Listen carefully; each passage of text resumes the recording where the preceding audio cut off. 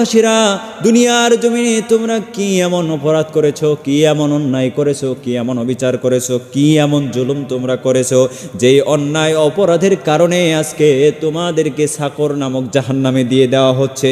তখন সাকরের অধিবাসীরা ডাক দিয়ে বলবে, ক্বালু লাম নাকু মিনাল মুসাল্লিন ওয়া লাম নাকু নুতঈমুল মিসকিন।